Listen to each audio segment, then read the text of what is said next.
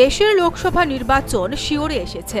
রাজ্যের ২টি লোকসভা আসনে বিরোধী সিপিআইএম ইতিমধ্যেই প্রার্থী ঘোষণা করেছে। আগামী ২-১ দিনের মধ্যে প্রার্থী ঘোষণা করবে বিজেপি।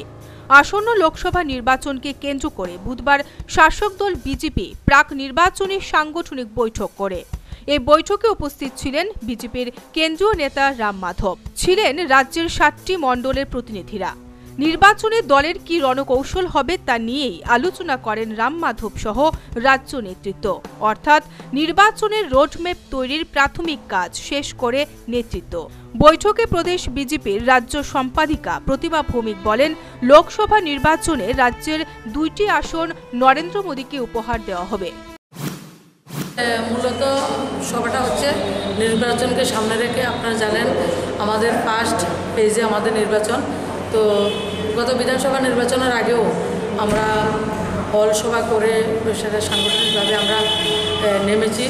তো আজকে মণ্ডল সভাপতি, জেলা সব ধরনের কার্যকর্তাদেরকে নিয়ে, এমএলএ মন্ত্রী যারা আমাদের ক্যান্ডিডেট ছিলেন 51 সবাইকে নিয়ে আজকে এমনিতে সাংগঠনিক কাজ চলছে, ইলেকশনের কাজ চলছে, সেটাকে গ্রাসরুট লেভেলে একবারে ইলেকশন মুডে আসা এবং কিভাবে আমরা সবচেয়ে বেশি ভোটে জিতিয়ে দুটা পদ্মফুল আমরা মোদিজিকে দিতে পারি, তার জন্য আজকে প্রস্তুতি আসছেন।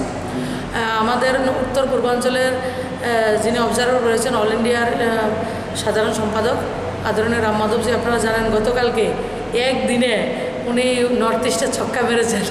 পুরো নেডা বলুন, আমাদের যে এনডিএর পার্টনাররা ছিল সবাই মিলে অ্যালায়েন্স হয়ে গেছে। কালকে নর্থ ইস্টে আজকে ত্রিপুরার বিষয় থাকবে এবং সেই জায়গায় শুধু লোকসভা নির্বাচনের প্রস্তুতি হিসাবে প্রস্তুতি নাই, সেটা আমাদের প্রস্তুতি রয়েছে সে কাজটাকে কীভাবে গ্রাসরুট লেভেলে এক্সিকিউট করা যায় এবং সবচেয়ে বেশি ভোটের ব্যবধানে 2টা পদ্মফুল মোদিজিকে দেওয়ার জন্য আজকের বৈঠক।